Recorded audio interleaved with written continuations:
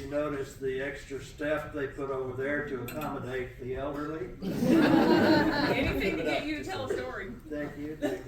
You know, you've heard several scary things up here tonight, but as I was walking up here, I was thinking, you know, the scariest thing right now is getting up here and finding that your fly's down.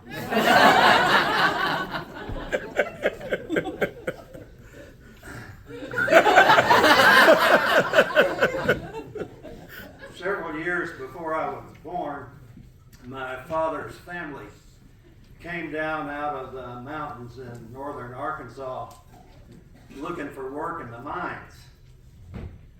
They brought with them stories of the spectral creatures that haunted the dark places on their mountain. Many of these creatures took up residence in my youthful imagination. On any night, some of these creatures would be laying in wait, waiting on me to turn off the bedside lamp. There would be boogeymen under the bed with long arms that could reach up and grab by any part of your body that wasn't under the covers. There were monsters lurking in the closet, ghosts making shadows on the wall and faces on the windows. To defend myself, I would burrow as far as I could under the covers with just the tip of my nose sticking out. I was convinced those old quilts could protect me from any of the things that go bump in the night. I believed that until one night when I wasn't so sure. I felt the first tendrils of fear when my father told me that one of my uncles had been killed in a mining accident, and they had agreed to sit up that night. They had agreed, but said that they would have to bring me along with them. I was horrified. They tried to calm me down by telling me there'd be lots of food and that I could go to bed whenever I got tired. Now, if you grew up in the rural South back when I did, you know something about sitting up. Sitting up is what you did when somebody died. The corpse would be kept at home until the funeral.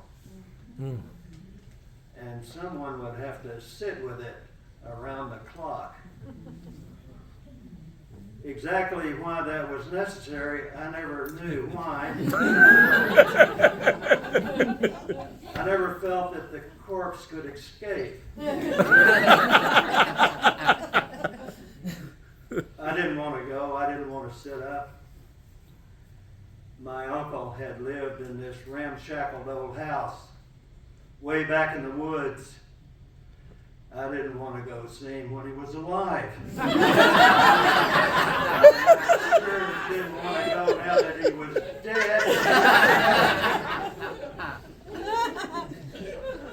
But I had no choice. They were taking me with them.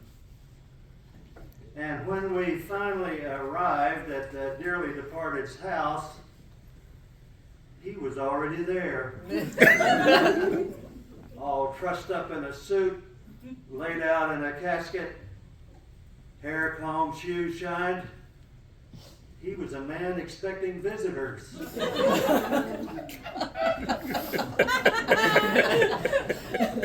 I was so scared, I didn't want to go in the house. I didn't want to look at him.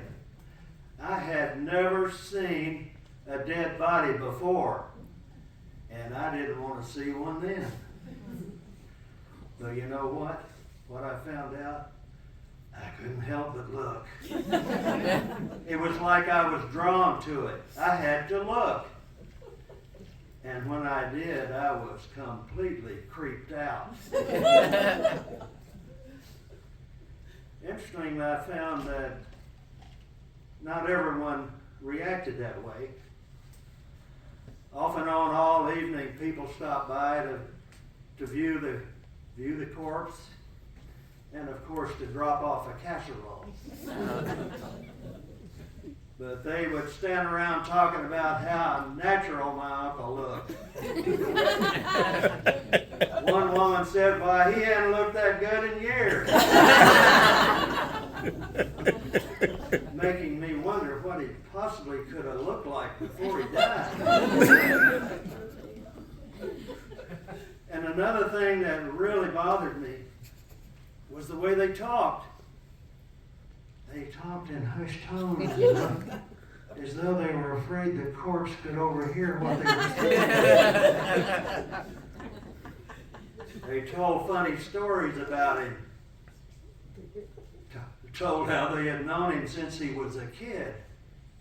But I tell you what really fascinated me, what really got my attention, was what they said about him and the devil. I knew something about the devil. I heard about him every Sunday.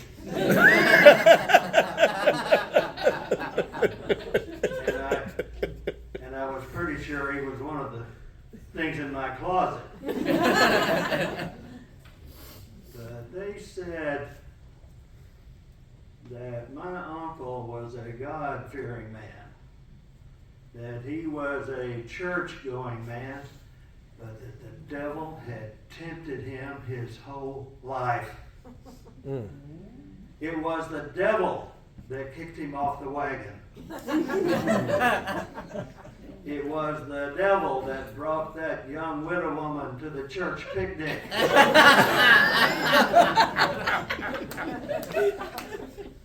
If his wife had been just a little more understanding, she wouldn't have left him over that little incident.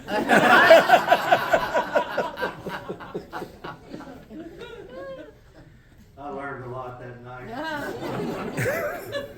One thing I learned is that if you are sitting up, time stands still. It was an eternity before my father stood up and said it was time to go home. They had tried and tried to get me to go in the bedroom and go to bed. As if I didn't know that a dead man had slept in that bed and that the devil was probably still in there.